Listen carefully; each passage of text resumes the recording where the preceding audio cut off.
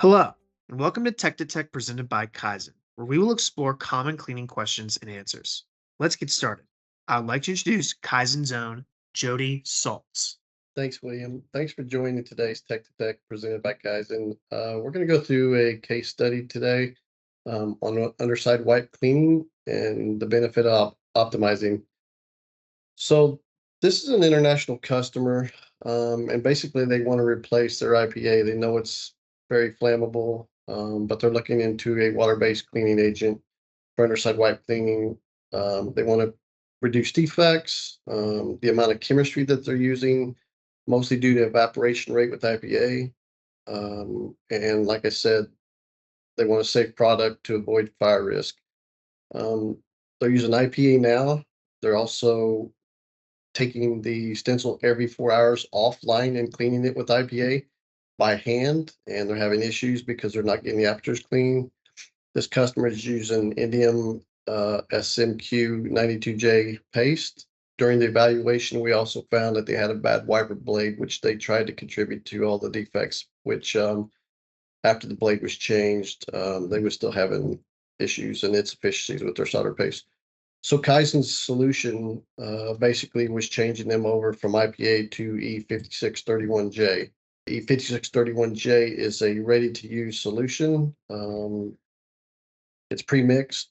It's a good removal of raw solder paste from stencils, both online and offline. So you can use this in the printer as well as using it in an offline stencil cleaner. It's like I said, it's pre-mixed at 15%, so it's ready to use. It's fast drying and it's also cost effective.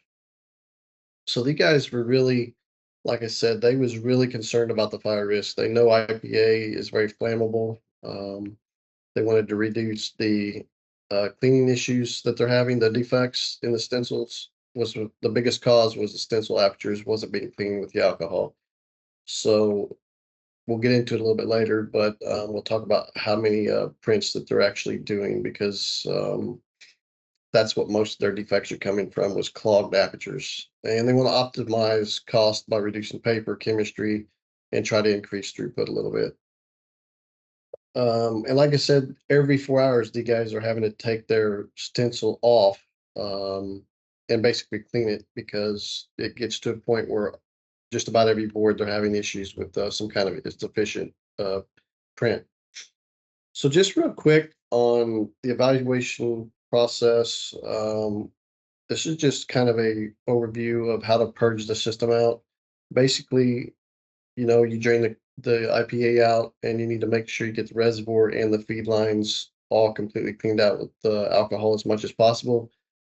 The E5631J can be then put into the holding container and once again purge the system until you get the smell of 5631J and all the air bubbles are basically removed from the feed line. You can definitely tell when the 5631J reaches the nozzle just by the smell between the alcohol and the 5631J. So, and then basically the customers start running a test board. We recommend just running one of those just for a test. This customer wanted to use the same exact parameters as the IPA process parameters were. And then after you get a good print, just keep adding number of prints until you start seeing defects. That's the best way to really optimize what number you're going to get to as far as the prints. In our case, we basically ran some panels. We ran up to 4 PCBs and increased the cleaning cycle to every 6 prints. But this customer was pretty adamant about keeping their old process parameters for now until they further optimize the process later. This is just an image of an insufficient print. You can clearly see that solder paste is not completely covering the pad. This was due to the apertures not being cleaned out. And this was done with the alcohol. Unfortunately, I don't have a print with the image of the print using the E5631J, but I can tell you from results, and you'll see the images later that these absolutely got cleaned out. So the cleaning parameters right now, like I said, this customer wanted to basically stay at their same parameters. They were using, they're basically 2 prints for every cleaning cycle. We did 1, 2, and 3 with the E5631J. The cleaning mode was a wet, vac, dry, which there are some different recommendations for that. And the wet and dry cleaning speeds were at 2 inches a second, and vacuum speed was at 1 inch per second. This is just an image of the stencil aperture after one print. You can clearly see there's tons of paste left in there. This is after the cleaning cycle with the IPA. And this is basically an image of the E5631J after one print, just to get a comparison so the customer can see what it's going to look like. And then we went to basically 3 prints. You can see also the E5631J stencil still very clean after 3 prints. This made the customer very happy. He went basically after weeks running, they went from a 98.7% to a 99.9% yield rate, which it doesn't sound like a lot, but that is a very great improvement. These customers were getting 24 defects for every 100 boards. The 2 defects you see in blue, this was at the end of the paste dispensing, so the full amount of paste didn't get dispensed onto the stencil before we basically started the wiping process, which caused 2 issues with the E5631J. But other than that, they basically took all the inefficiencies and defects out just using just changing over to the E5631J. And one of the biggest things that customers really overlook is the safety comparisons from IPA to a engineered chemistry. I won't go through every one of these, but you can look at these and see. We know that alcohol is not a good good at solubilizing reflowed flux and or adhesive. E5631J does a both job on both those. The flash point, like I said, is very low for IPA, none on the E5631J. So the E5631J has a, on the NMIS classification, they're all zeros. So very safe to use, not flammable, has a slight odor to it, and it's non-hazardous as far as transportation and storage. So typical concentration that these are getting ran are 100% for the IPA. And like I said, this E5631J comes pre-mixed at 15%. So if you're interested, you can contact KYZEN, but this is just a basic cost model that we come up with. Currently, this is saying IPA at $25 a gallon, the KYZEN chemistry, the E5631J at $27 a gallon. This is just basically going from 1 print to 3 prints, which is what they was actually doing at the time because they was having so many issues with their printing process. 90 hours a week, and this is just for 1 printer. So basically, just by switching over, you can double your prints. This customer is going to save about $8,260 just on paper, fluid, downtime, and basically the whole process is running more efficiently and effective right now. So huge cost savings. Take that $8,000 times 15 or 20 lines. That's a major cost savings for a company. And that's really without optimizing paper or any other settings on the machine. So just really quick in conclusion, after 1 week of running with the 5631J, had a significant reduction of defects and yield increase we're seeing. Like I said, yield went from 98.7 to 99.93. We know for a fact that IPA is not a good cleaner. So printing boards increased from 1 to 3. As of right now, they're basically running 3 prints. And then they start the cleaning cycle. They're going to further optimize that in the future.